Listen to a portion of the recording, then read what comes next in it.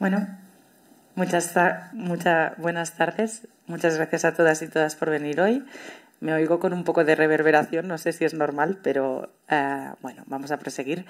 Gracias a todas por venir hoy. Como decía, estamos aquí todas para hablar hoy de movilidad activa. Entendemos la movilidad activa como el acto de moverse de manera que requiera actividad física. Normalmente lo relacionamos justamente con el hecho de andar o el hecho de ir en bicicleta. Y a día de hoy es una actividad que está condicionando mucho cuál es el futuro de nuestras ciudades y especialmente nuestras calles, entendiendo también que las calles no son solo un lugar de movimiento, ¿no?, sino también son un lugar de interacción social, que poco a poco van viendo como ambas cuestiones, ¿no?, la interacción social y también esa movilidad necesaria, están conviviendo de maneras cada vez más complejas y con entradas mucho más contemporáneas. Para hablar de movilidad activa tenemos a tres invitados y una invitada, bueno, dos invitados y una invitada de categoría. Son Andrés Monzón, Silvia Casaurran y Cristian Bardají. Andrés Monzón, a mi izquierda, es catedrático de Ingeniería de Transporte y coordinador del clúster Mobility of the Future, también director de investigación del Centro de Investigación de Transporte Transit de la Universidad Politécnica de Madrid y, como os imagináis, doctor con 40 tesis doctorales dirigidas y más de 150 artículos científicos publicados. Gracias, Andrés, por acompañarnos hoy. En segundo lugar tenemos a Cristian, a mi más izquierda, director del área de movilidad del RAC desde 2021, donde desarrolla estudios sobre movilidad segura, sostenibilidad, conexión y, bueno, movilidad segura, sostenible, conectada y equitativa y programas educativos. Muchas gracias, Cristian, por acompañarnos. Gracias por la invitación. Y finalmente tenemos con nosotros a Silvia Casaurran, que es ambientóloga. Actualmente es adjunta a la gerencia del arquitecto en jefe del Ayuntamiento de Barcelona y desde 2019 además es consejera de movilidad del Distrito de Sant Martí de Barcelona. Muchas gracias, Silvia. Además es un placer porque hemos trabajado a veces juntas. Gracias. Estoy muy contenta de compartir hoy contigo aquí el lugar. Bueno, ya conocéis bastante la dinámica de Carnet Insights. Yo haré algunas preguntas en relación al tema sobre el que trabajaremos hoy y los invitados y la invitada nos responderán a las preguntas. Los tres responderán a las preguntas que yo haga, pero iremos un poco de manera ordenada, uno por uno, intentando realizar una sesión lo más abierta posible. Entonces, una de las primeras cuestiones sobre las que yo querría comentar es que justamente, ¿no?, en este último siglo y medio, desde que Cerdá, ¿no?, ya estamos en Barcelona, siempre hablamos de Cerdá, ¿no?, pero yo creo que está bien empezar con esto, proyectó el ensanche en la calle como espacio, ha sufrido muchos cambios y es verdad que aquel papel central que la movilidad tenía hoy está conviviendo además con muchos otros usos, ¿no? Y si pasamos de una calle que tenía un porcentaje importante de espacio destinado a la movilidad, actualmente hay una cierta tendencia a la peatonalización, ¿no? Y en ese sentido, la primera pregunta sería ¿en qué circunstancias consideráis que la peatonalización de la calle ofrece fortalezas y en qué circunstancias, en cambio, ofrece debilidades? Y si sería posible también hablar o trabajar con calles, quizás con otro tipo de movilidad, como sería la prioridad invertida. Entonces, profesor Monzón. Andrés. Pues sí, yo creo que ha habido un cambio claramente. Yo recuerdo que debía ser en los años 80 que organizamos un congreso en Madrid sobre movilidad y ciudadanía y para mí me supuso como un hito porque uno de los invitados en la primera sesión era el técnico, en aquel momento se llamaban de tráfico, del Ayuntamiento de Madrid, y prácticamente se confesó en público diciendo: yo me he pasado toda mi vida quitando espacio en las aceras para que quieran más carriles de coches, quitando los bulevares, aumentando las fases verdes para los coches. Dice, ya en los pocos años que me quedan antes de jubilarme voy a ver si revierto toda esta labor que estaba haciendo durante años con tanto esfuerzo, ¿no? Porque el problema de la fluidez del tráfico, que era el objetivo durante años de todo el planeamiento urbano, realmente era un objetivo equivocado. Lo que hay que hacer es, efectivamente, como tú has dicho, devolver el espacio ciudadano. He de reconocer que a mí no me gusta lo de vías peatonales, porque es como si el peatón, que para mí además incluso creo que suena como casi como de insulto, ¿no? Pues lo que hay que hacer es espacios, como tú has dicho, de convivencia. Una de las actividades será efectivamente la movilidad y, por tanto, caminar, pero también puede ser estar en una silla, digamos, en un bar, una terraza, o entrando en una tienda, o hablando con otra persona en la calle. Es decir, que es más bien un espacio donde hay unas actividades, y una de ellas, que evidentemente es importante, es el moverse de un lado a otro, que puede ser más o menos a prisa, ¿no? Y yo recuerdo que también un cambio de paradigma, yo creo, al menos en la literatura científica, es el profesor David Bannister de la Universidad de Oxford, que publicó un paper que tiene miles de citas, que precisamente hablaba del cambio del paradigma de movilidad. Nosotros, o yo por lo menos, aprendí a que la planificación había dos variables que había que optimizar siempre en los modelos de tráfico, modelos de transporte, que es el tiempo y el coste, ¿no? O sea, la gente elige, supuestamente, aquellos itinerarios o aquellas alternativas de menos tiempo en su recorrido y menos coste. Cosa que él defendía y cada vez se ha demostrado más que son falsas, ¿no? Es decir, ¿por qué? Porque el caminar, cada vez hay gente que camina más. Caminar suele ser más lento que ir en coche. Pero hay otra serie de valores que en ese paradigma antiguo, por decirlo así, de optimizar según el tiempo, pues no se contemplaba, que es el disfrutar de ese recorrido para hacer otras actividades o para simplemente disfrutar del espacio urbano, ¿no? Y el otro tema era el coste, ¿no? Es decir, el coste hoy en día es un coste, por lo menos en el sistema de transporte público o el sistema de movilidad en las ciudades, es un coste mínimo, es un coste pequeño, ¿no? Muy pequeño en relación con los costes, digamos, en otros ámbitos de consumo, en otros ámbitos, por ejemplo, la salud, o sea, la comida, etcétera, ¿no?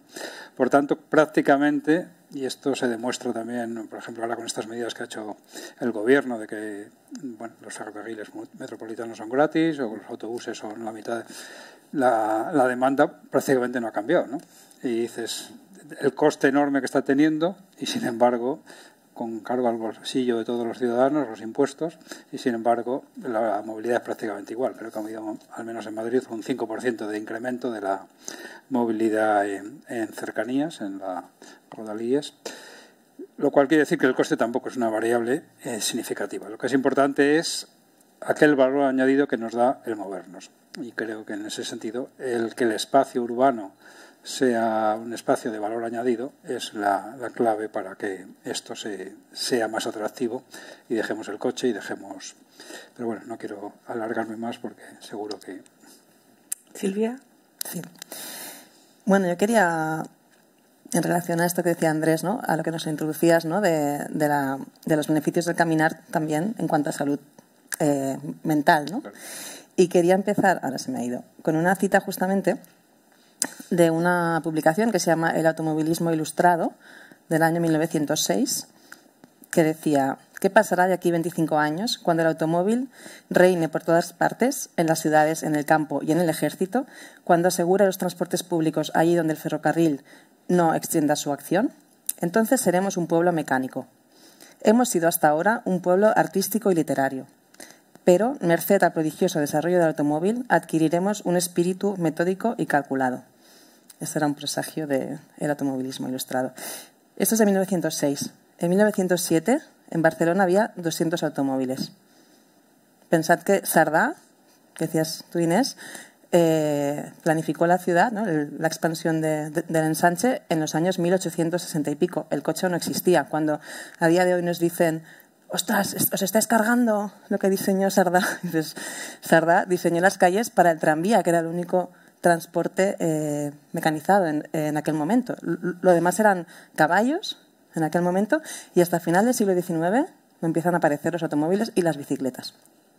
¿Vale? O sea que Eso yo creo que es algo que tenemos que tener en cuenta. Y lo que dices tú de peatón, Andrés, es que estoy totalmente de acuerdo. O sea, el peatón es a lo que convertimos al ciudadano cuando deja de tener todo el espacio público. Si vemos fotos de inicios del siglo pasado, en Barcelona, por ejemplo, o en Madrid, los peatones o ciudadanos están por toda la calle, por toda la calzada. Muchas veces, evidentemente, aún no estaba asfaltada, pero la persona podía circular libremente, porque solo había tranvías, muy pocos, y carros de caballos. Entonces, esto, sobre todo, a partir de los años 60, ¿no? Es que a veces nos pensamos que las calles siempre fueron así, siempre estuvieron llenas de coches. Y es en los años 60 cuando en Barcelona pasamos de 300.000 a 600.000 vehículos matriculados. En los años 20, hace 100 años, había 4.000 vehículos. Se contaba un coche cada X minutos circulando por las calles. O sea, yo creo que esto es algo que a tener en cuenta en las discusiones del día a día de hoy. Y evidentemente en Barcelona básicamente, y en las ciudades, también en Madrid, nos movemos a pie. La mayor parte de la gente se mueve a pie. En Barcelona más del 60% cada día, para ir a trabajar, para la escuela, para ir a comprar.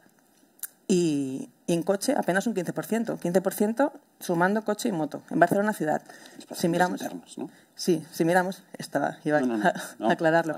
Si miramos el ámbito metropolitano, esta cifra ya aumenta al 25%, pero aún así son una minoría. Entonces, yo creo que, y luego sobre los costes, disculpa porque voy directamente a temas que has tratado, estamos hablando de costes internalizados por la economía. Los costes externos de la movilidad, Claro. ¿no? La contaminación atmosférica, ¿qué efectos en la salud provoca? El ruido, la siniestralidad vial. En toda España, desde los años 70, hemos tenido más de 200.000 muertes de tráfico. ¿Cómo lo hemos contado esto en la economía del país? Y más de 5 millones de personas heridas graves, con secuelas para toda la vida. Esto no lo hemos internalizado. Y estos son costes muy elevados para la sanidad pública del país, ¿no? Entonces, bueno, nada, eso. Cuando hablamos de costes, me da rabia que solo hablemos del coste que cada usuario se asigna en su bolsillo, ¿no? Cuando hay unos costes sociales muy elevados según de qué modelos de movilidad. Pues, tomando un poco el hilo, ¿no? de lo que estaba comentando ahora Silvia, a mí me gustaría dar un cierto paso atrás, ¿no? Tú planteabas en la pregunta inicial, o en tu pregunta, las calles, ¿no? Y me gustaría poner encima de la mesa también la importancia de la escala. Es decir, hablamos de ciudad, hablamos de calles, pero ni todas las calles dentro de una ciudad son iguales, ni las funciones que están desarrollando esas calles en la ciudad son las mismas, ¿no? Entonces, es evidente que habrá calles que desempeñan una determinada función y, por tanto, socialmente le requerimos ciertas cosas y a otras les pedimos más o menos.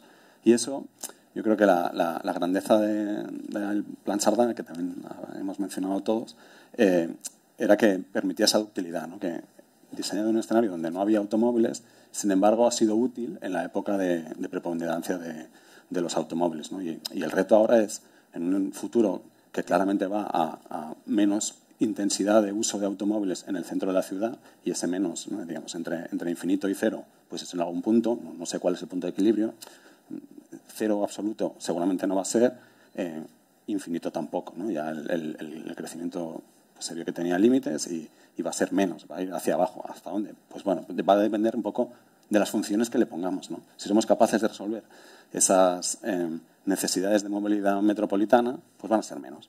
Si somos capaces de resolver las necesidades que actualmente se resuelven con automóvil en el interior de la ciudad, pues van a ser menos y va a requerir menos espacio. Pero en cualquier caso, la peatonización en sí mismo, para mí lo que tiene que ver es, en esas fotos de 1920, seguro que la densidad no era la actual tampoco, ¿no? Y el reto es cómo gestionas el factor limitante que tienes en las ciudades, en la mayoría de las ciudades, y en las mediterráneas y en Barcelona, seguro que es el espacio, ¿no? Mucha gente, mucha intensidad de usos diversos, compitiendo, conviviendo, depende de cómo te lo mires, ¿no? Si es el tuyo es conviviendo, si es el del otro compite porque te expulsa tu uso por un espacio que es limitado, ¿no? Y ahí ese punto de equilibrio, que es dinámico, porque depende de las necesidades, ¿no? Del signo de los tiempos, de cómo respiran los vientos, pues es un equilibrio que es dinámico y es un espacio de negociación continua, ¿no? Entonces, yo creo que ahora, claramente, ¿no? Habrá más espacio para la movilidad activa. Sí, ese es el signo de los tiempos. Y tú decías, le hemos dedicado mucho espacio a la movilidad. Bueno, movilidad, pero movilidad que no era estrictamente de desplazamiento de peatones, ¿no? En Barcelona es paradigmático la flexibilidad de usos que han permitido los chaflanes, ¿no? Los chaflanes, que era un espacio, bueno, vacante, que no tenía un uso definido, que podía ser aparcamiento, que muchas veces ha sido aparcamiento, pero te permitía, pues no sé, ubicar contenedores de basuras, una parada de taxis, zona de carga y descarga reservada. Bueno, a mí uno de los miedos que me da un proceso acelerado de reducción del espacio dedicado a la movilidad es que se sacrifique esa versatilidad, esa capacidad de resiliencia, ¿no? Si rigidizas mucho el diseño, y no digo que esté siendo la opción en Barcelona, pero conceptualmente, si restringes mucho, si especializas tanto que solo puede pasar una cosa, bueno, eso sabemos que en un entorno denso te va a llevar a un conflicto creciente porque, bueno, la diversidad de usos continúa y la complejidad no se va a reducir. Los coches sí, pero la complejidad no. Claro. Muchas gracias, muy interesantes respuestas y creo que es verdad que esta convivencia y este futuro que todavía no sabemos muy bien hacia qué nos depara, pero que estamos viendo algunos lineamientos de posibilidades, nos indica cuáles pueden ser las cuestiones del nuevo espacio de la calle, que un poco también es lo que hace que esta movilidad activa esté tan presente. En relación a la versatilidad que decías, Cristian, mi segunda pregunta iba más relacionada a estas acciones temporales que estamos viendo que están transformando las calles y que están vinculadas también a este cambio en pensar cómo es la calle del siglo XXI, ¿no? Es cierto lo que tú decías también, que las calles hay muchas y muy diferentes y, por supuesto, seguramente tendremos que ser inteligentes en saber cómo las diferenciamos. Pero la segunda pregunta sería más bien en cómo estas estrategias temporales que están transformando el espacio de la calle van a poder, o si lo serán, y cómo, permanentes en un futuro y si lo deben ser, ¿no? Y yo lanzaría la pregunta primero a Silvia. Voy a retomar el hilo de Cristian y lo voy a relacionar con la pregunta, ¿eh? No te preocupes, Inés. Mi pregunta es, ¿cuánto vale el espacio público, ¿no? O sea, ¿cuál es el valor que le damos al espacio público? Porque yo ahora estoy pensando, ¿no? Los chaflanes, por ejemplo, ¿no? Que ahora estamos utilizando para un programa municipal que se llama Proteger las Escuelas, en los que conseguimos, ¿no? Pues ganar un espacio público para uso de familias, pero no solo, sino de la ciudadanía en general. En un chaflán podemos tener 4 vehículos aparcados, ¿no? 4 vehículos aparcados que si pagan la zona verde, ¿no? De vecinos, de residentes, por 10 metros cuadrados, cada uno está pagando 50 euros al año, ¿no? 1 euro a la semana, como mucho, ¿no? Porque si no tienes multas es gratis, no sé si sigue siendo así, yo no tengo coche, ya no sé cómo va. O sea, por 50 euros al año o 200 euros al año, tenemos que destinar un chaflán entero a 4 coches aparcados, mientras realmente podemos cambiar el uso y hacerlo abierto para toda la ciudadanía. O sea, yo creo ¿Es una pregunta? ¿Crees que vale, es una reflexión, ¿no? Es una reflexión. No, pero si hace falta contestar, pero venía, no, luego me la contestas. No, voy a seguir, que es mi tiempo. Sí. Inés, sobre lo temporal, táctico, sí, ¿no? Si puede llegar a ser permanente y cómo, es que si debe. Yo creo, en Barcelona tenemos mucho debate porque todo el tema táctico parece que genera muchas pasiones, ¿eh? En positivo y en negativo, y porque parece que los colorines y las intervenciones así rápidas no acaban de gustar, ¿no? ¿Por qué puede pasar esto? Uno, porque el cambio es muy rápido y al ser humano creo que no nos gustan los cambios. Entonces, cuando vemos un cambio que pasa de la noche al día, nos genera rechazo, a priori. Aquí no soy socióloga, es que yo creo que hace falta más sociología en estos temas. Yo creo que es eso. Uno, porque el cambio es de la noche al día. Si el cambio es estructurante, el cambio va a tardar meses en hacerse. Cuando el cambio sea visible, todo el mundo estará contento de que finalmente hayan acabado las obras. O sea, yo no sé si estáis de acuerdo, ¿no? Pero yo creo que un factor puede ser ese. Otro factor es, pues bueno, también hay ciertas tendencias culturales en el mundo de la arquitectura, ¿no? Y del urbanismo, de lo que es calidad y lo que no es calidad, ¿no?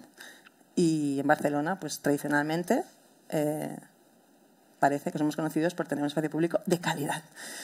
Entonces, claro, que de repente, ¿no? Una playa de asfalto se pinta y se pongan 2 bancos y 2 plantas, pues eso parece que no es calidad. Pero yo que lo miro desde una óptica más funcional, yo creo que la calidad es el uso del espacio público. Y si realmente conseguimos, con muy poca inversión, y ahora os voy a poner 2 cifras para que entendáis también la diferencia de una actuación y otra. Si por 50 euros metro cuadrado podemos cambiar la funcionalidad del espacio público y la otra versión, la que a todos nos gusta, la otra versión, nos cuesta 500 euros metro cuadrado, pues igual tenemos que valorar, ¿no?, el equilibrio entre cuánto tiempo tenemos como ciudad para hacer estos cambios urgentes, porque la emergencia climática está ahora, la contaminación y las multas europeas están ahora, los problemas de ruido están ahora, la siniestralidad está ahora, ¿no? O sea, cuánto tiempo tenemos y cuánto dinero tenemos para hacer este cambio en la usabilidad del espacio público. Y yo soy de las que defiende, a veces no es una opinión muy compartida, ni entre nuestros equipos, yo soy de las que defiende que lo táctico no tiene por qué ser temporal. Y aparte, mi pregunta es, ¿qué es temporal? ¿De qué temporalidad hablamos? ¿5 años? ¿10 años? ¿20 años? Sí, yo creo que, bueno, en esto, las soluciones de urbanismo táctico que aquí en Barcelona yo creo que se visualizaron fundamentalmente a raíz de la pandemia, ¿no? Cuando estalló la pandemia de COVID-19 y, bueno, ¿no?, en aquel momento de estar encerrados en casa, pues de repente, ¿no?, cuando empezamos a salir, se desencadenaron determinadas actuaciones para modificar el espacio público. En aquel momento, claro, era evidente que tenía que ser rápido y como decía Silvia, ¿no?, poder ser en mínimo coste, porque yo creo que lo que genera más desasosiego es este carácter de provisional, ¿no?, de esa incertidumbre de no saber si, ya, pero esto es para quedarse o lo que no. Y sí, el factor calidad, pero calidad, creo que eso nos lo tenemos que sacar de encima, ¿no? Es una presión que es como, bueno, calidad, al final seguro que habrá calidad. Y en el mientras tanto, claro, no sé, yo creo que si tienes claro, ¿no?, y en este sentido, pues, ¿no?, está claro que el diseño del espacio público en las ciudades es responsabilidad de los ayuntamientos, ¿no? Y entonces el agente de los dos cambios a escala estrictamente urbana son los municipios, ¿no? Pues, si un ayuntamiento tiene claro que quiere transformar un espacio y tal, bueno, pues tira y lo hace. Y desde el punto de vista de los ciudadanos, de los usuarios, porque aquí como de área movilidad del RAC lo que intentamos es ponernos en la piel de los usuarios, ¿no?, mirar a través de sus gafas y ponernos en sus zapatos y intentar movernos como cuando te mueves, que es lo que sientes, ¿no? Lo que más desasosiego creaba era esa sensación de no saber, ya, pero esto luego quitaremos y la acera volverá a ser aquella o no, recreceremos y la acera volverá a ser esto, ¿no? Yo creo que ya está un poco la tensión. Y ahora que parte de esos cambios se están consolidando en físico, ¿no?, ya no es una transformación temporal, sino que está tendiendo a una transformación definitiva, yo creo que la controversia no es tanto si táctico o no táctico, sino si habrá una rigidización en los usos o no, ¿no? Porque en el urbanismo táctico, por ejemplo, ¿no?, se está transformando una calle en eje verde, que es Consell d'Assent, Consejo de Ciento, y en el urbanismo táctico el espacio estaba restringido, pero el uso no. Es decir, había menos carriles de circulación, pero tú podías circular con continuidad. En configuración definitiva, tal como está definido ahora, no habrá solo un cambio de forma física, sino que habrá un giro obligatorio, ¿no?, a cada manzana. El uso, el espacio te invitará a salir. Y bueno, eso ya es otra cosa, ¿no?, porque no es simplemente que se hayan ensanchado las aceras, sino que estás repartiendo los flujos de manera distinta, estás modificando el equilibrio. Y eso, bueno, pues como decía Silvia, como personas curiosas, necesitas tiempo, explicarlo, entender que habrá unas ventajas. Y yo creo que ahí el factor tiempo, hacerlo corto, pues no permite o dificulta explicarlo, analizarlo, evaluarlo y poder ponderar sí o no ventajas e inconvenientes, ¿no? Y yo creo que sea provisional es lo que le da esa pátina de controvertido. Bueno, yo no conozco, yo estoy refiriendo a esto de los ejes verdes, que, bueno, conozco de haber leído, pero tampoco lo he vivido. Pero a mí me gustaría como que compartiéramos este foco, que me parece a mí que estamos yendo al centro de la ciudad principal, y es que la gente no vive en su mayoría en el centro de Madrid, Barcelona, Valencia, etcétera, sino que vive en las periferias, ¿no? Y yo que estoy, vamos, nuestro centro de investigación llevamos una cosa que se llama el Observatorio de la Movilidad Metropolitana. Vemos con miedo y con alarma que el nivel de motorización efectivamente está reduciéndose en las grandes ciudades. Pero, sin embargo, está creciendo de manera exponencial en las periferias urbanas y en las ciudades medias. Es decir, que por ejemplo, esta mañana estoy viendo unos datos de Cáceres. Cáceres no llega a 100.000 habitantes. Pues un 25% de los habitantes de Cáceres vive en casas o en unidades familiares donde hay más de 2 coches. 2 más coches. En Madrid es solamente el 5%. Es decir, que en la grande ciudad, en fin, tienes un coche para la familia porque te cuesta más, porque no puedes aparcar, lo que habéis dicho, etcétera. Pero creo que a veces se transmite como si todo sucediera en el centro de la ciudad, pero la inmensa mayoría de la gente no vive en el centro de las grandes ciudades, sino que vive en la periferia, ¿no? Y lo mismo pasa en la periferia de Madrid, ¿no? Es decir, que en Madrid no tanto como en Barcelona, pero la movilidad a pie es muy importante, es aproximadamente el 45%. Pero si te vas a la periferia, es el coche el dominante, ¿no?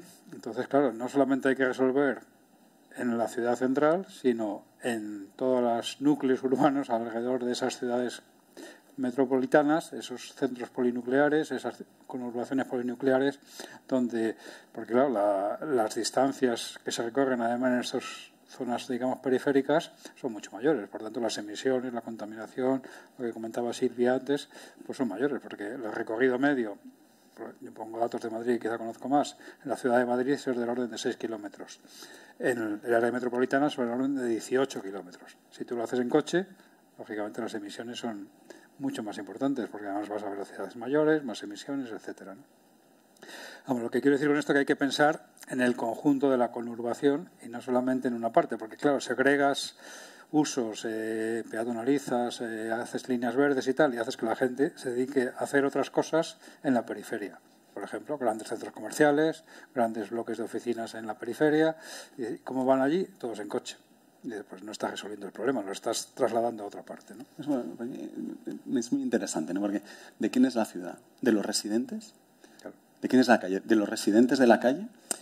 O no, añadimos. O sea, yo creo que no hay una respuesta correcta. Es que depende, ¿no? Lo que queramos poner, lo que le pidamos a... Claro. Pero es fruto de una negociación y al final de un cierto grado de consenso, llegar a un punto de acuerdo, ¿no? Y el funcionamiento, yo creo, en ciudades como Madrid o Barcelona, la almendra central concentra mucha actividad en todos los sentidos, también en residencia, pero se alimenta de flujos de personas y de mercancías que vienen de otro sitio. Y cómo resuelvas esos flujos te permite configurar el centro de una manera o de otra, ¿no? Y tener esos flujos resueltos de una manera eficiente, y la respuesta no es única, puede haber... Claro. Puede ser ferrocarril, y entonces esa es la tensión que yo creo que estamos instalados. Hay que mirar al conjunto del problema, no solamente a una Sí, zona. está claro, Andrés, pero tenemos datos justamente, ¿no? Barcelona, bueno, yo creo que la densidad es diferente a la de la ciudad de Madrid, ¿no? También la extensión, ya lo comentábamos antes, ¿no? O sea, Madrid es como el área metropolitana de Barcelona en cuanto a población y extensión, pero en Barcelona sí que pasa que la mayor parte de la población, ¿no? Si miramos Barcelona en el conjunto metropolitano, el 50% de la población está en Barcelona ciudad, más del 50%, ¿no? De la población metropolitana. Y las distancias que recorremos en el área metropolitana son en un 93% de movilidad interna de menos de 10 kilómetros. Si sumamos la externa, 83%. O sea, más del 80% de la movilidad del área metropolitana de Barcelona es potencialmente ciclable. 40 minutos en bici. Pero es que más del 50% de la movilidad del área metropolitana de Barcelona es caminable, es de hasta 2 kilómetros.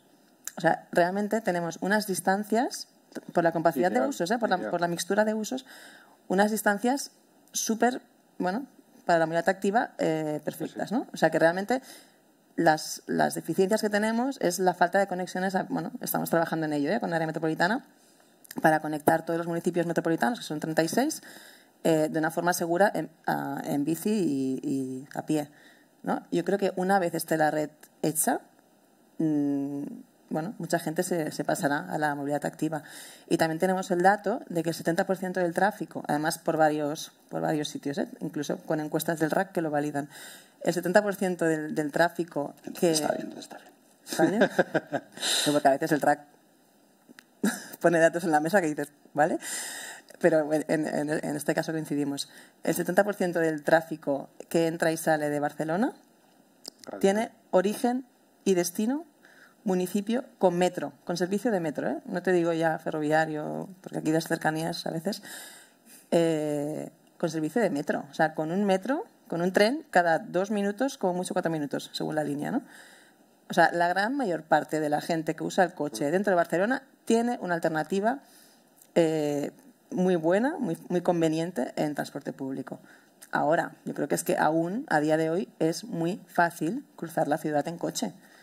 Por la calle Aragón nos cruzan cada día 90.000 coches. Dime qué autopista de Cataluña tiene este tráfico diario. Y eso pasa a día de hoy. ¿Y por qué? Pues porque los ingenieros de tráfico a veces no han cambiado aún las ondas verdes, ¿no? de los semáforos. Y es muy fácil cruzar la ciudad. Ahora hemos puesto unos radares. Que son...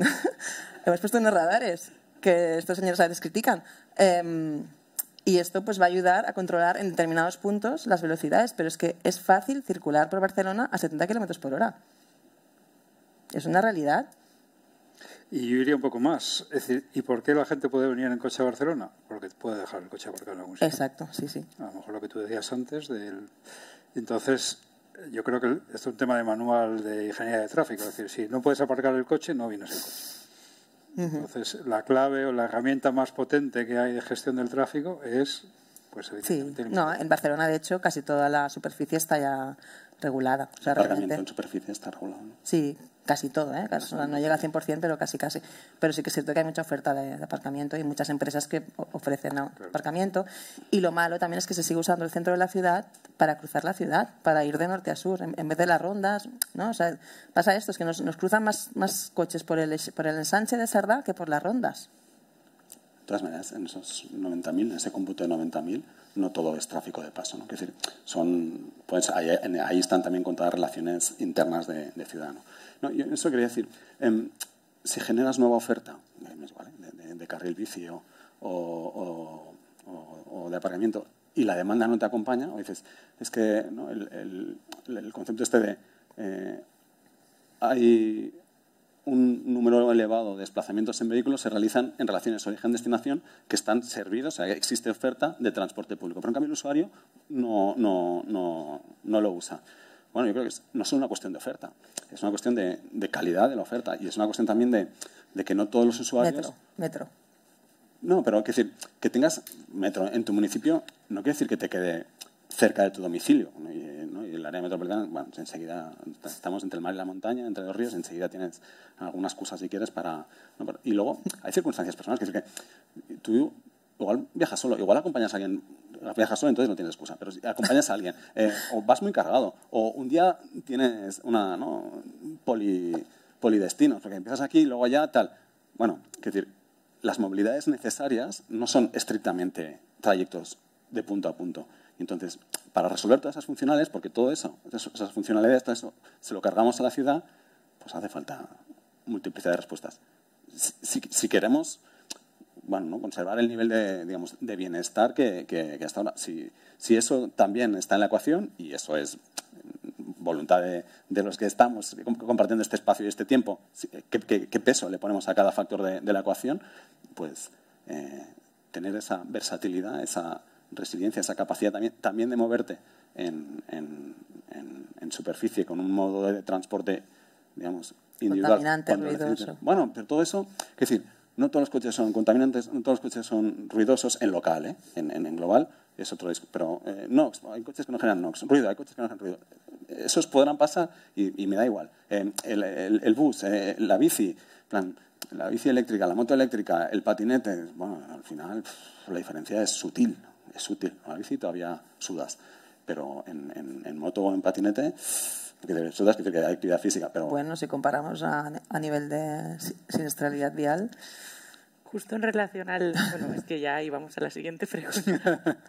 No, pero me ha parecido interesante, como antes, Silvia, cuando has comentado lo de la temporalidad, justamente esta cuestión de... La pregunta siguiente no es sobre esto, pero hago un comentario, que me parece interesante porque realmente temporal todo puede llegar a ser temporal o que es un tema de espectro también, ¿no? Lo que pasa es que sí que es verdad que sería interesante saber qué evaluaciones hacemos sobre estas cuestiones que parecen inicialmente tácticas para saber si tienen que ser o no permanentes, ¿no?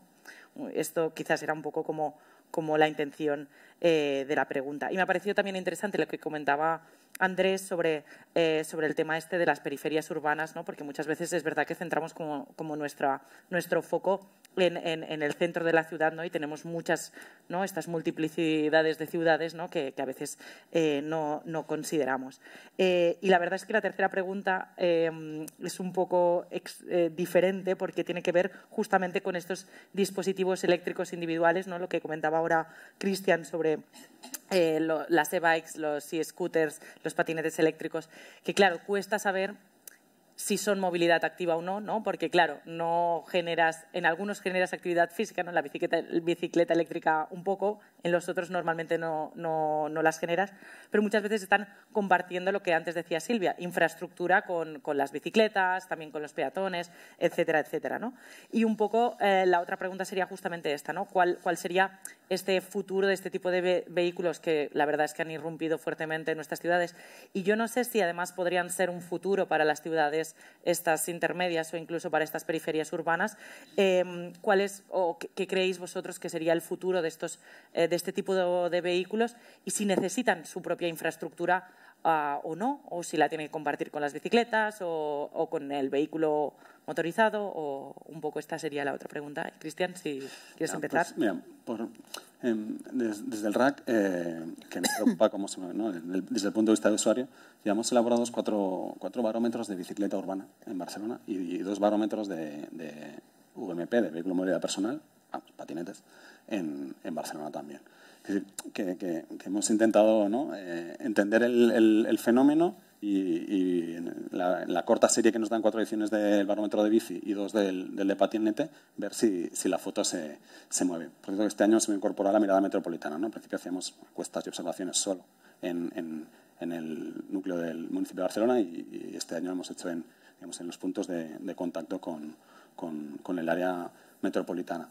Y bueno, está claro que son soluciones de movilidad que están creciendo, que seguirán creciendo, ¿no? porque así lo manifiestan los usuarios en sus preferencias declaradas. Lo que piden ambos es infraestructura segregada respecto al vehículo motorizado, pero respecto al vehículo de una velocidad superior y que le genera inseguridad. El ciclista o el patinador no se preocupan tanto del peatón, ese peatón que luego se preocupa de un vehículo que circula de manera normal, habitualmente a una velocidad superior, y ciclistas y patinadores piden infraestructura reservada y resolver el aparcamiento, porque el aparcamiento no está resuelto en las calles, ¿no? En general, en Barcelona, pero tampoco en clave metropolitana, ¿no? Y bueno, eso irá más. Luego, a partir de ahí, ¿tiene futuro o no tiene futuro? Hombre, pues yo creo que para la ciudad, si una persona utilizaba un coche y se pasa a la bicicleta o al patinete, la ciudad objetivamente gana. Porque hemos dicho, ¿no?, que en la ciudad el principal problema es el espacio. Tenemos poco espacio. Si tú, que tu opción de movilidad es individual, pero en vez de ocupar el espacio que ocupa un coche, utilizas una bicicleta o un patinete, el balance social es positivo. ¿Pero qué nos dan las encuestas de estos observatorios?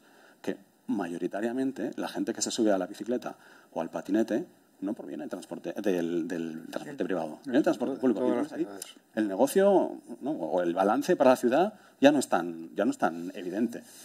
Si conseguimos que la gente que se monta en la bici y se sube al patinete venga, o sea, mayoritariamente del transporte privado, eso es, ¿no?, avanzas en una buena dirección. Si resulta que lo que está pasando es que se están abandonando opciones de transporte colectivo por opciones de transporte individual, bueno, resolvemos algunos problemas, pero la congestión, digamos, el conflicto en la convivencia por la densidad de uso del espacio público va a seguir, ¿no? Entonces yo creo que, bueno, mi lectura es, va a haber más, pero lo que nos conviene también es que haya más transporte público para que haya más opciones o más demanda de transporte colectivo que realmente permita que el que tenga que moverse en superficie con una solución individual, y no cuestiono los usos, doy por supuesto que esa decisión es racional y socialmente responsable, pues puede hacerlo con fluidez, ¿no? Porque la fluidez en todos los modos sí que es un valor fundamental que los usuarios valoran por encima de todas las cosas. Vamos, en este sentido, lo que has dicho es precisamente la realidad, no solo aquí en Barcelona, sino en todas las ciudades que hay sistemas de estos de vehículo compartido, vamos, de patinetes, bicicletas eléctricas, públicas, lo que sea.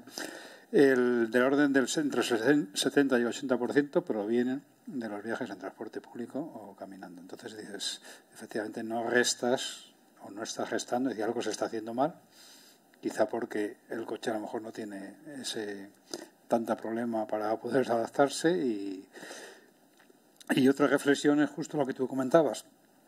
Casi todas estas soluciones de movilidad compartida están en el centro de las ciudades. En Madrid, por lo menos, hay más de 10 compañías que prestan servicios compitiendo unas con otras en un espacio reducidísimo.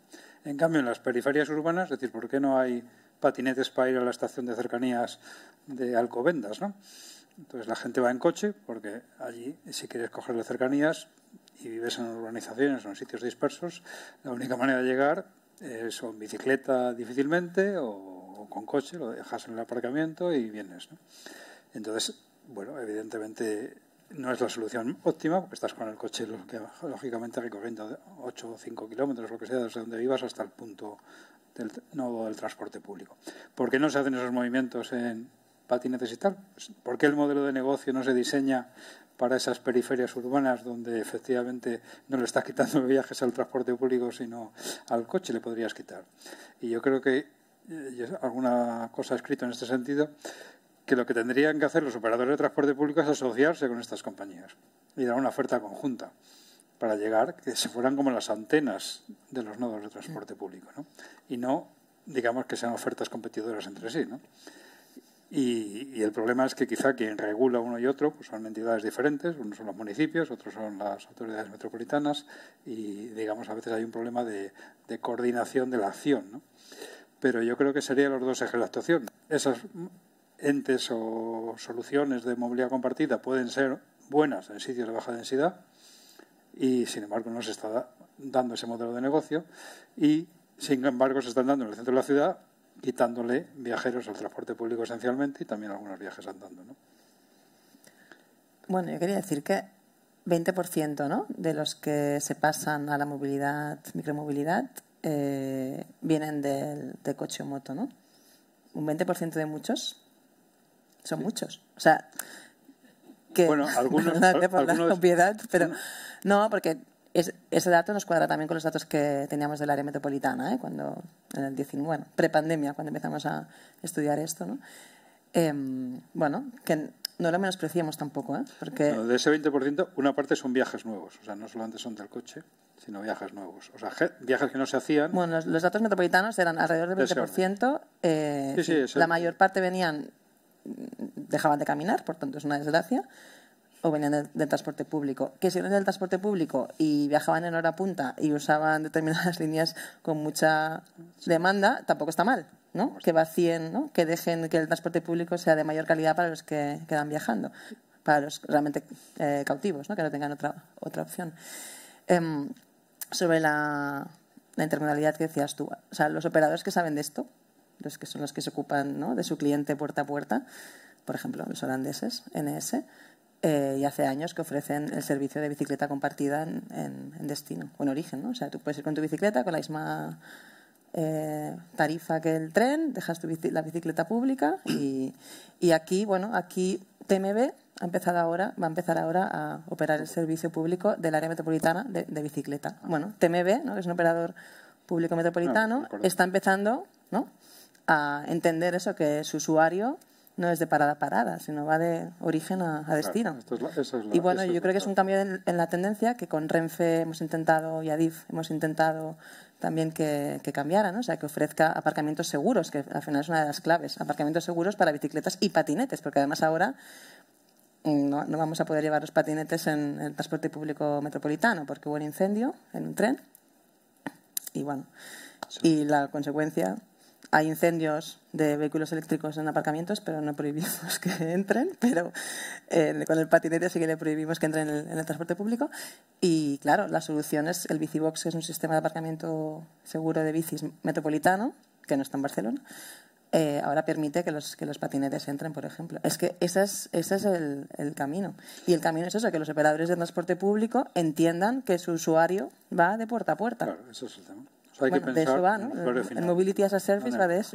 ¿No? Sí, integración tarifaria y física, ¿no? Que eso ahora tampoco se está dando demasiado, ¿no? Que tú, digamos, cuando contrates un viaje, y puede ser un viaje en metro, un viaje en patinete, realmente puedes hacer toda la cadena con un clic a poder ser, ¿no? Y el crecimiento de estos servicios de movilidad compartida, digamos, me confirma lo que antes decía antes, que el precio, porque estos son mucho más caros que el transporte público, son mucho más caros, por supuesto, que andar, ¿no? Entonces, dices, la gente está dispuesta a pagar más por un viaje que podría hacer muy barato, con mucho menos precio, ¿no? Bueno, pero realmente el bienestar, bueno, volvemos a... Claro, pero nos da una pista inicial, de dónde hay que buscar emocional. la solución, porque por esa misma razón más bienestar se va en coche, ¿no? Más cómodo, aire acondicionado... Bueno, depende, ¿eh? No, depende. Depende, pero porque ¿qué quiero decir? Que hay que entrar en la lógica de por qué toma pocos días coges el coche y ese día hay congestión, no encuentras aparcamiento, sí. Bueno, o sea... Pero si el tema es la percepción que te hace tomar la decisión. Entonces esa es la que hay que cambiar, yo creo, esa percepción. Y medidas como, por ejemplo, estas que estáis haciendo, una zona es peatonal, allí no hay coches. Pues la gente ya percibe el coche, aquí no está bien recibido. Y en Madrid se hizo esto de la Madrid Central, que ahora se ha ampliado. Dices, bueno, es un mensaje que fue muy contestado teóricamente, pero la gente lo aceptó en el minuto 1, ¿no? Es decir, no se puede entrar en esa zona si no vas con coche eléctrico. Pues, y es una zona no pequeña, ¿no? Pues la gente lo aceptó, ¿no? ¿Y qué ha pasado? Pues se están comprando muchos coches eléctricos, que yo no creo que sea la solución, pero efectivamente ha cambiado y ha reducido el volumen de tráfico en esa zona, claro. Pero bueno, si das mensajes claros, es lo que vas es al cambio de comportamiento, que es lo que decíamos, ¿no? Si solamente das mensajes parciales o no claros, no cambias el hábito de comportamiento, ¿no?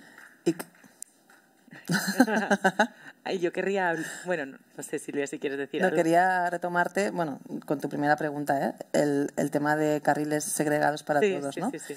Es que justamente estuvimos no hace mucho en una jornada donde estaba el director de la Dirección General de Tráfico, Pedro Navarro, y yo quiero pensar que lo dijo en broma, pero hablaba de que necesitábamos carriles para motos. Para motos. Para motos. A ver, yo creo que necesitamos descarrilizar la ciudad. O sea, el espacio público, ¿no? Como decía Cristian, es tan limitado que tenemos que aprender a compartirlo. Y eso pasa sí o sí, ¿no? Primero, por respetar velocidades, ¿no? Por compartir espacios y por cuidarnos unos a otros y por mucha educación vial, evidentemente, que ese es el temazo que en este país aún no hemos empezado. Hemos empezado a hacer carriles bici y ya hace años que hacemos, pero con educación vial vamos 50 años tarde si nos comparamos con otros países como Holanda, por ejemplo. Y yo creo que es eso, es el cuidarnos unos a otros, el mirarnos, ¿no? El que va con un camión cuide al del coche, el que va con el coche cuide de la moto, el que va con la moto cuide de la bicicleta, el que va con la bicicleta cuide del peatón, ¿no? Y todos, o sea, mirándonos, y eso se puede permitir si vamos a velocidades lentas. Entonces yo abogo por lo que han hecho ciudades como Bruselas o París. Y así con los radares no tenemos tantos problemas. Toda la ciudad 30 y a cumplir las velocidades. Y no harían falta ni carriles bici, porque podríamos ir por calzada, bicicletas, patinetes, taxistas, coches, motos. Si nos respetáramos unos a otros, para mí es la solución. Pero bueno, aún estamos lejos de respetar las velocidades. De todas formas, tenemos... iba a abrir al público preguntas, pero mejor. ¿Sí? ¿Os parece? Vale. Pues no sé si hay preguntas entre el público. ¿Sí? A ver... lo que no vemos es el público. Hemos deslumbrado. Bueno, muchas gracias. Pero pasamos a abrir, que yo creo que sí. ¿Tiene micrófono o algo? Ahora ya, ¿no? Ahora os traen el micro.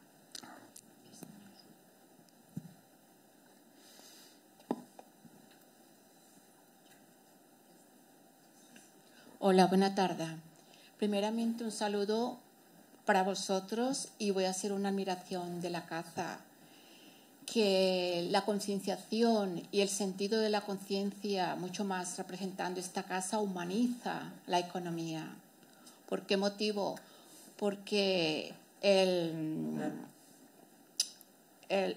último conferenciante que dijo que se tiene que tener una claridad dentro de lo que es la utilidad, dentro de lo que es un concepto, dentro de lo que es una gestión. Y esto es maravilloso. ¿Por qué motivo? Porque si estamos dentro de lo que es una economía, que es hacer una transformación dentro de lo que es la estructura para una interacción de una naturaleza humana, que es la gente, se necesitan dos sentidos muy importantes. La concienciación de humanizar cualquier proyecto, por muy mínimo que sea, porque si la señora del ayuntamiento ha dicho que ella no es socióloga, ya es hora que se conciencie todo aquel hombre que hace una labor artesana para una gestión de cualquier proyecto donde haya una movilidad social. ¿Por qué motivo? Porque yo termino con esto, porque hay dos cosas muy importantes. El urbanismo tiene que ir muy primordial dentro de lo que es una arquitectura para esa movilidad esquelética mental dentro de lo que es una ciudadanía. Se necesita dentro de esa urbanización ese color verde que nos da una sombra, que nos da un reposo, que nos da un sosiego y que nos da un sitio donde reposar para hacer una interacción con el que está al lado. Y esto tenemos que conquistarlo. Ahora bien, dentro de esa interacción arquitectónica y dentro de esa interacción social que hay una comunidad, dentro de una sociedad, también es necesario diferenciar dos cosas. Y lo digo con todo respeto porque yo adoro a la Casa Sea porque humaniza la economía. Tenemos que enseñar a nuestra juventud, a nuestros niños, a nuestra infancia y todo aquel hombre que está comprometido para ser artesano dentro de lo que es una interacción académica para explicar un proyecto, dos cosas. Que se sepa diferenciar que el concepto herramienta tiene un precio por ser un instrumento que nos da una movilidad como puede ser el coche, una comunicación que puede ser el teléfono y hasta el mismo dinero.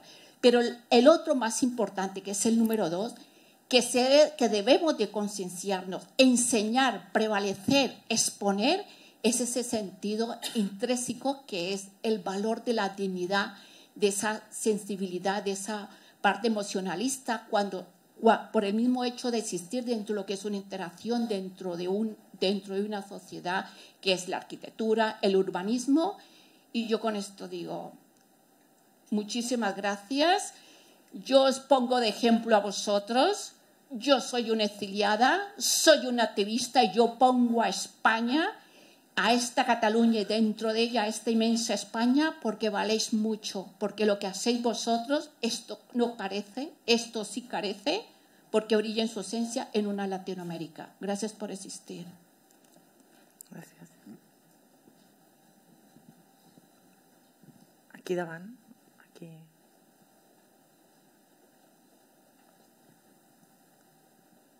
Hola, buenas tardes.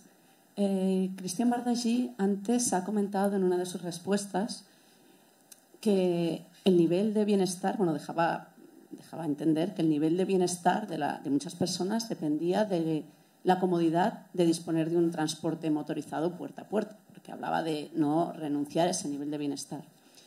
Yo cuando he leído estudios o encuestas, trabajos, donde hablan del nivel de bienestar de las poblaciones, aquí se tienen en cuenta otros factores. No me suena que se le pregunte a la gente si vas puerta a puerta a tu destino.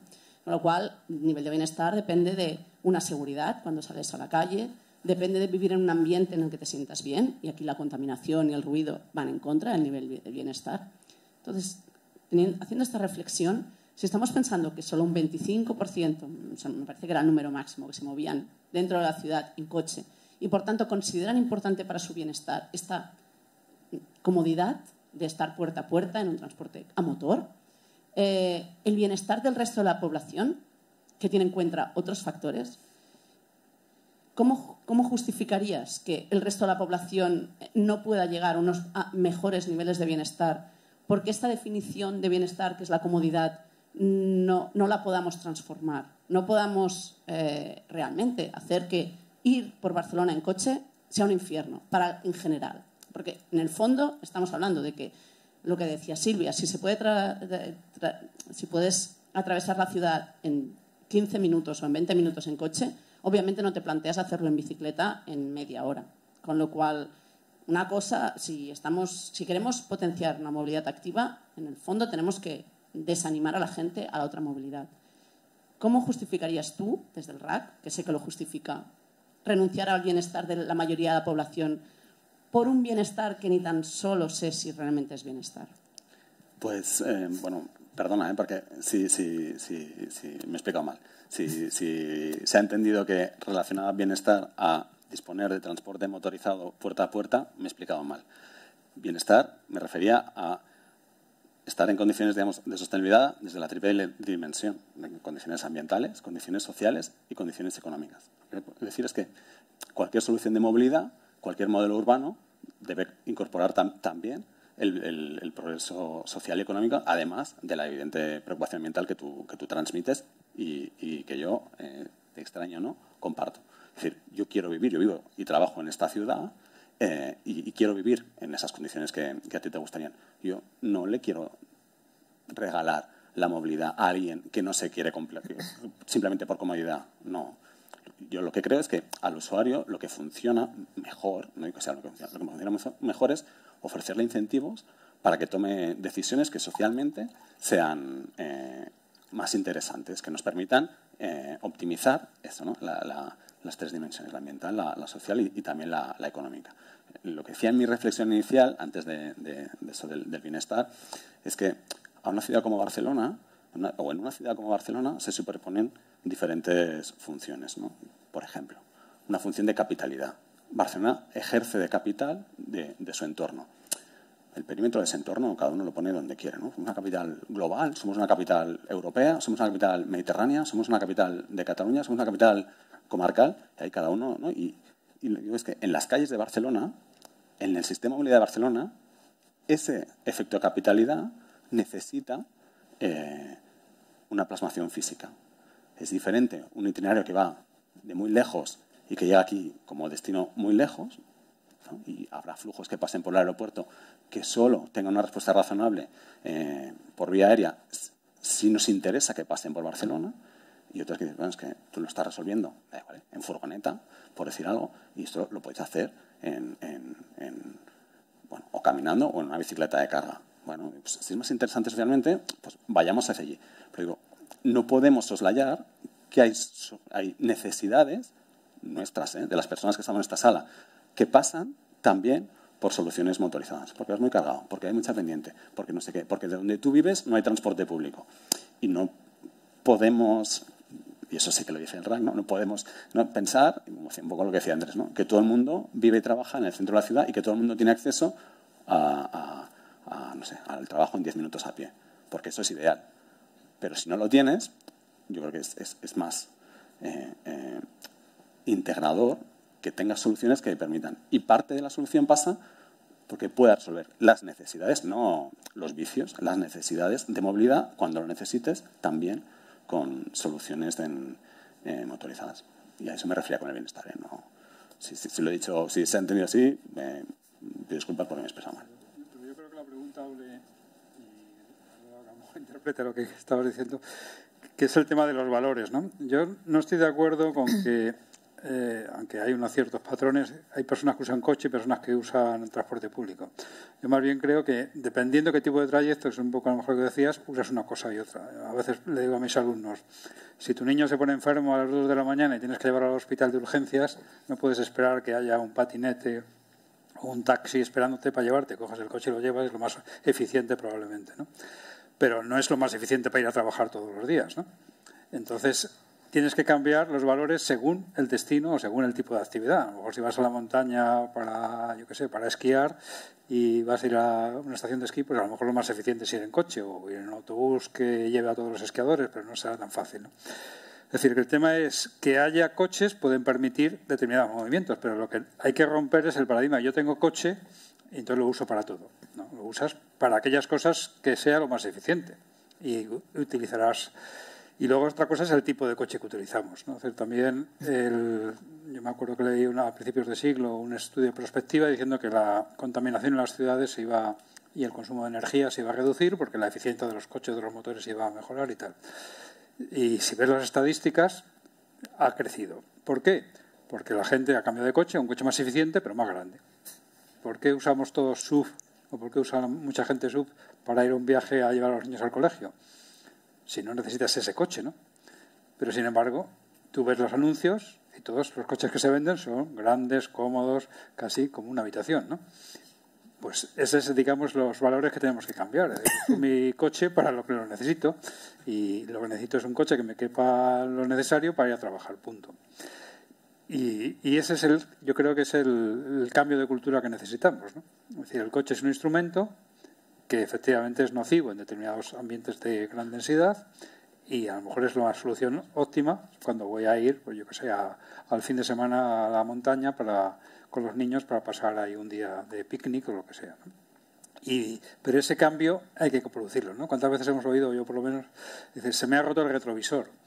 Tú no llevas retrovisor, ¿no? Es tu coche el que lleva retrovisor, pero tú dices, se me ha roto el retrovisor. Bueno, ¿por qué? Porque lo consideras como algo que es tu extensión de tu cuerpo, ¿no? Como el móvil. Eso es lo que hay que cambiar. Se me ha roto la pantalla. Exactamente. Bueno, no sé si íbamos por esa... Yo quería retomar, ¿no?, la etimología, ¿no?, del turismo, ¿no?, del vehículo turismo. Bueno, hay un libro que se llama Barcelona y el coche, 100 años de amor y odio, de Gabriel Pernau, que os lo recomiendo, porque las imágenes, ¿no?, de la evolución del coche durante el siglo XX en Barcelona, y habla de la denominación de turismo. O sea, el coche se empieza a llamar turismo porque sirve para hacer turismo. Y es eso, o sea, seguramente para hacer turismo es la mejor herramienta. Para ir al hospital de madrugada no sé qué decirte, ¿eh? Porque necesitas ir dos, porque uno tiene que aparcar, el otro con el niño a urgencias, o sea, a veces no es tan fácil, ¿eh? Igual es más fácil llamar a la ambulancia o al taxi incluso. No, porque, ¿sabes? Pero que evidentemente, o sea, el coche es un gran invento, yo creo que no lo ponemos en duda, y el coche se va a seguir usando. Yo la primera que voy a seguir usando coche, pero ahora ya seguramente no será ni de propiedad, ¿no? Ni será, claro, o sea, no le voy a tener aparcado pagando por él, porque es eso, en la ciudad no tiene sentido. Llama mucho la atención que donde más se utiliza el coche, el motivo de viaje por el cual se utiliza más el coche son los viajes al trabajo y estudios, sobre todo los viajes al trabajo. Cuando es el viaje que haces todos los días, con el mismo itinerario que conoces perfectamente, podrías tener. ¿Por qué? Pues justo lo que habéis dicho antes, porque sigue siendo más rápido.